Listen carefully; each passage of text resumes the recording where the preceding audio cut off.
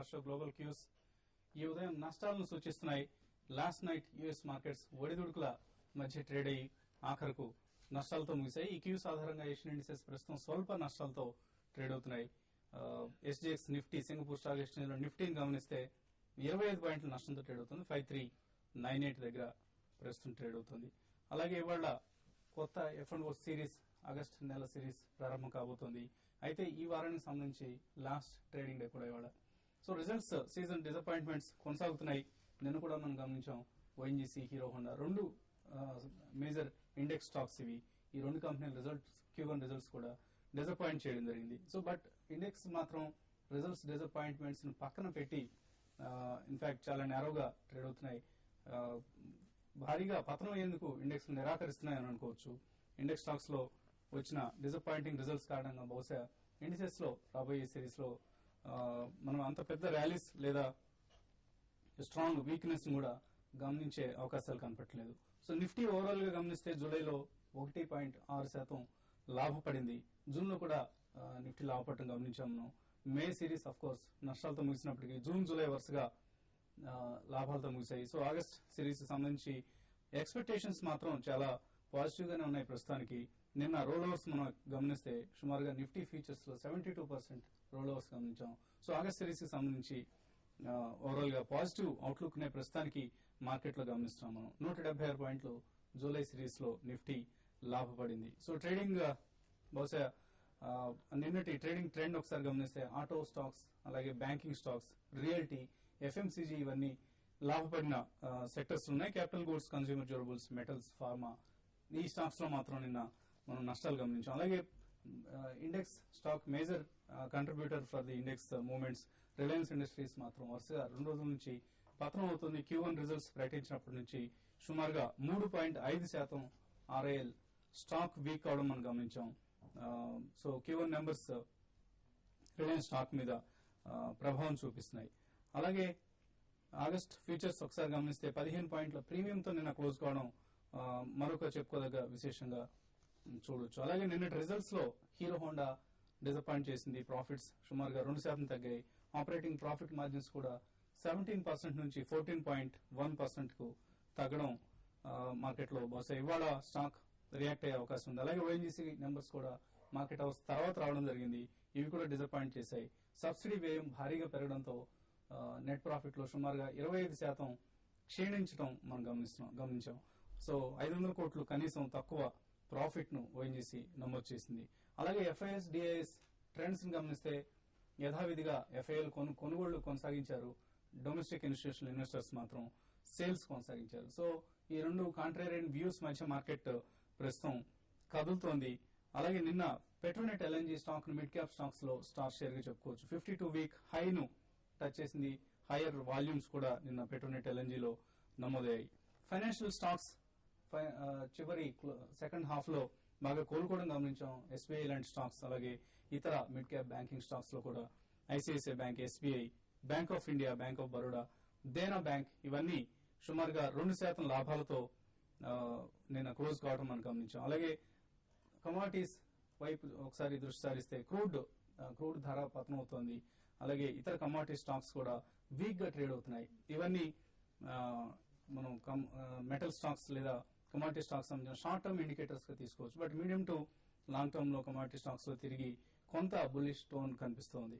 So real estate stocks గత కొద్ది రోజులుగా అండర్ పెర్ఫార్మ్ చేస్తున్నాయి. ప్రస్తుతానికి ఈ స్టాక్స్ కు దూరంగా ఉంటున్నారు ఎక్కువ ఇన్స్టిట్యూషనల్ ఇన్వెస్టర్స్ కావచ్చు, అలాగే రిటైల్ ఇన్వెస్టర్స్ కావచ్చు. సో ఈ అంశాన్ని కూడా మనం ఒకసారి దృష్టిలో పెట్టుకోవాల్సిన అవసరం ఉంది. ఇవాటి స్టాక్స్ వాచ్ లిస్ట్ లో అనిల్ గ్రూప్ స్టాక్స్ లో వీక్నెస్ గమనించే అవకాశం ఉంది. నిన్నటి ఈ గ్రూప్ ఆఫ్ మినిస్టర్స్ లో గ్యాస్ అలొకేషన్ కి సంబంధించి, అనిల్ గ్రూప్ గ్యాస్ అలొకేషన్ సంబంధించి ఏదైనా నిర్ణయం వస్తుందని ఆశించారు. బట్ రాకపోవడం బహుశా ఈ గ్రూప్ స్టాక్స్ లో ఇవాళ వీక్ ట్రెండ్ కు దారితీసే అవకాశం ఉంది. రిలయన్స్ ఇన్ఫ్రా, అలాగే రిలయన్స్ పవర్ ఈ రెండు స్టాక్స్ లో మనం నష్టాలు గమనించే భారీగా నష్టపోయే అవకాశాలు గమనిస్తున్నాయి. ఇక మిగతా అంశాలపై విశ్లేషణ అందించడానికి అనలిస్ట్ కుటుంబరావు గారు, అలాగే సుందర్ గారు సిద్ధంగా ఉన్నారు. సో కుటుంబరావు, ఓవరాల్ గా రిజల్ట్స్ సీజన్ మనం దాదాపుగా ఎండ్ కు వచ్చేసింది. కొన్ని స్పెసిఫిక్ కంపెనీస్ డిసప్పాయింట్ చేసిన సందర్భం కూడా కనిపిస్తుంది. ఈ నేపథ్యంలో ఆగస్ట్ సిరీస్ కి సంబంధించి ఎటువంటి అంచనాలు ఉన్నాయి మార్కెట్ లో? ఒక ఒకటండి, అన్లెస్ గ్లోబల్ మార్కెట్స్ పాజిటివ్ గా ఉండి మన దగ్గర డొమెస్టిక్ మేజర్ ట్రిజర్స్ అంటే ఇటు సెంట్రల్ గవర్నమెంట్ దగ్గర నుంచి ఏదైనా రిఫార్మ్ మెజర్స్ ఏమైనా కనుక అనౌన్స్మెంట్ వస్తే తప్పితే నేను అనుకోవటం మార్కెట్స్ కొంచెం ఫ్లాటిష్ గానే ట్రేడ్ అవ్వచ్చు. ఇండివిజువల్ కార్పొరేట్ న్యూస్ తోటి స్టాక్ స్పెసిఫిక్ మూవ్మెంట్స్ ఎక్కువ ఉంటాయి ఆగస్ట్ లో అని చెప్పేసి అని అనుకుంటున్నాను. వన్ పాజిటివ్ ఏంటంటే ఇప్పుడు మాన్సూన్ దాదాపు ఆల్ ఓవర్ ఇండియా బాగా స్ప్రెడ్ అయిందని అంటున్నారు కాబట్టి ఇన్ఫ్లేషన్ కన్సర్న్స్ ఏవైతే ఉన్నాయో స్లోగా ఈజ్ అవుట్ అవుతాయి అని చెప్పేసి కూడా అనుకుంటున్నాం. By September 16th next policy meeting ఏదుందో ఆ టైంకి ఇన్ఫ్లేషన్ పైన పాజిటివ్ ఇండికేటర్స్ వస్తాయి అని చెప్పేసి అని అనుకుంటే ఆల్రెడీ ఫుడ్ ఇన్ఫ్లేషన్ తగ్గటం మొదలైందనమాట. మార్కెట్స్ కొంచెం ఓరర్ తీసుకుని పెరగడానికి స్కోప్ ఉంటుంది. But definitely markets maybe range bound అనమాట, డిపెండింగ్ అపాన్ గ్లోబల్ క్యూస్ అని అనుకుంటున్నా. అయితే గ్లోబల్ మార్కెట్స్ కూడా చూస్తే కనుక బై అండ్ లార్జ్ చాలా రెసిలియంట్ గా ఉన్నాయి. యూఎస్ లో కూడా ఎర్నింగ్ సీజన్ దాదాపు దగ్గరకు వచ్చేసింది వాళ్ళది Q2. అయితే నిన్న technology stocks couple of stocks disappoint చేసి డ్రాగ్ చేసినా కూడా మార్కెట్ ని end of the day literally కాస్త ఫ్లాటిష్ గానే క్లోజ్ అయినాయి అని చెప్పొచ్చు అనమాట. అక్కడ ఎక్సెప్ట్ టెక్నాలజీ ప్యాక్ ఎక్కువ డ్యామేజ్ అయింది. అయితే ఒక కన్సర్న్ ఏంటంటే గ్లోబల్ ఎకానమీ రికవర్ అవుతుందా లేదా అనే ఇంకా కన్ఫ్యూజన్ ఉండగానే ఆల్రెడీ క్రూడ్ బాగా ఫోన్ స్ట్రెంత్ చూపిస్తుంది. 77 పై నేను ఇన్ఫాక్ట్ ఇంట్రాడేలో 79 కూడా అటెంప్ట్ చేసి క్లోజర్ టు 78 లెవెల్స్ క్లోజ్ అవుతుంది అనమాట. కాబట్టి ఎప్పుడైనా క్రూడ్ సడన్ గా స్పోర్ట్ వస్తే కనుక గ్లోబల్ ఎకానమీ కాస్త డిసైడర్లోకి వెళ్ళొచ్చు అని చెప్పి కాస్త ఫియర్స్ ఉన్నాయన్నమాట. బట్ ఆల్ ఇన్ ఆల్ మన దగ్గర అగస్ట్ సిరీస్ మాత్రం maybe flat series with stock specific movement. Index కౌంటర్ల కంటే ఎక్కువ సైడ్ కౌంటర్స్ లో బాగా యాక్టివిటీ ఉంటుందని చెప్పేసి అని అంటున్నాను. కాబట్టి సింటెక్స్ ఇండస్ట్రీస్ ఇట్లా అదర్ సైడ్ కౌంటర్స్ ఏవైతే ఉన్నాయో అలాంటి స్టాక్స్ లోనే ఇన్వెస్టర్ గా ఎక్కువ ఆపర్చునిటీస్ అవైలబుల్ ఉంటాయని చెప్పేసి కూడా సజెస్ట్ చేస్తున్నాను. నిఫ్టీ టెక్నికల్స్ చూస్తే మాత్రం 5350 మేజర్ సపోర్ట్ ఉంది. ఆ సపోర్ట్ బ్రేక్ అయితేనే we may see all the way slide up to 5280 అనమాట. But otherwise on upside కూడా 5420 పైన కపుల్ ఆఫ్ డేస్ క్లోజింగ్ వస్తేనే నేను అనుకోవటం తిరిగి అప్ ట్రెండ్ రెజ్యూమ్ కావచ్చు. ఓకే అండి. సో సూర్య మీ దగ్గర ఎటువంటి అంచనా ఉన్నాయి ఆగస్ట్ సిరీస్ కి సంబంధించి? నిఫ్టీ ఏ రేంజ్ లో మూవ్ అయ్యే అవకాశాలు కనిపిస్తుంది? నిఫ్టీ నా ఉద్దేశం షార్ట్ టర్మ్ లో కొంచెం వీక్నెస్ కనిపిస్తుందండి. ఎందుకంటే నిన్న ఫుడ్ ఇన్ఫ్లేషన్ కొంచెం పాజిటివ్ గా వచ్చిన, అలాగే యూరోపియన్ మార్కెట్స్ కొంచెం పాజిటివ్ గా ఓపెన్ అయినా, అలాగే డౌ ఇంచుమించు 50-60 పాయింట్లు పాజిటివ్ గానే ఓపెన్ అవుతున్న సంకేతం వచ్చిన తర్వాత కూడా మన మార్కెట్ లో ఒక స్వల్ప షార్ట్ కవరింగ్ వచ్చింది తప్ప కానీ పెద్ద బయింగ్ అనేది నెక్స్ట్ మంత్ ఫ్యూచర్స్ కూడా రాలేదు. సో దీన్ని బట్టి చూస్తే బయింగ్ సైడ్ లో మటుకు ఇంకా ఇన్వెస్టర్స్ కాషియస్ గానే ఉన్నారని చెప్పొచ్చు. కాకపోతే ఇవాళ చాలా చాలా కీలకం అనమాట. ఎందుకంటే టెక్నికల్ గా ఇవాళ వీక్లీ క్లోజింగే కాదు, ఇవాళ మంత్లీ క్లోజింగ్ అనమాట. ఇవాళ వీక్లీ క్లోజింగ్ మంత్లీ క్లోజింగ్ రెండు ఇవాళ 5400 పైన క్లోజ్ అవ్వాలి. 5400 పైన క్లోజ్ అయితే మటుకు డెఫినెట్ గా ట్రెండ్ పాజిటివ్. ఒకవేళ 54 కిందే కనుక క్లోజ్ అయితే మటుకు ఒక ఫర్దర్ కన్సాలిడేషన్ ఫర్దర్ కరెక్షన్ అనేది వచ్చే అవకాశం ఉంది. కాకపోతే ఏదైనా కీలకము 5350 కింద క్లోజ్ అయితే మటుకు షార్ట్ టర్మ్ కరెక్షన్ తప్పదు. అప్పుడు నెక్స్ట్ మేజర్ సపోర్ట్ 5200 వరకు కూడా వచ్చే అవకాశం ఉంది. ఇవాళ ఇంట్రాడే ట్రేడర్స్ కి 5390 చూడండి, 90 కింద కనుక కాసేపు ట్రేడ్ అయితే కనుక షార్ట్ పొజిషన్ తీసుకోవచ్చు. ఎమ్మడే 20-30 పాయింట్స్ టార్గెట్ తో క్లోజ్ చేయొచ్చు. పాజిటివ్ గా వెళ్ళాలంటే కనుక 5410 పైన నిలబడితేనే ఒక బై పొజిషన్ తీసుకోవచ్చు, లేదంటే కనుక కాషియస్ గా ఉండాలి. సో క్లోజింగ్ 54 పైన క్లోజ్ అవుతుందా లేదా అనేది మనం వేచి చూడాలి. ఓకే అండి. నాగభూషణ విజయవాడ నుంచి కాలర్ ప్రస్తుతం లైన్ లో ఉన్నారు. నాగభూషణ గారు, హలో చేస్తున్నానండి. చెప్పండి నాగభూషణ గారు. Good morning. Good morning sir. నేను ఐఓసి కొన్నానండి 100 షేర్స్ 404 లో. ఓకే అండి. అది ఇప్పుడు 360కి వచ్చింది. తర్వాత యూనిక్ ఆర్గానిక్స్ ఒక 5000 కొన్నానండి 20 రూపీస్ లో. అది కూడా డౌన్ సైడ్ పోయినట్టుంది సార్. నాకు దాని గురించి కుటుంబరావు గారి చేత అడ్వైజ్ ఇప్పించండి సార్. ఓకే అండి.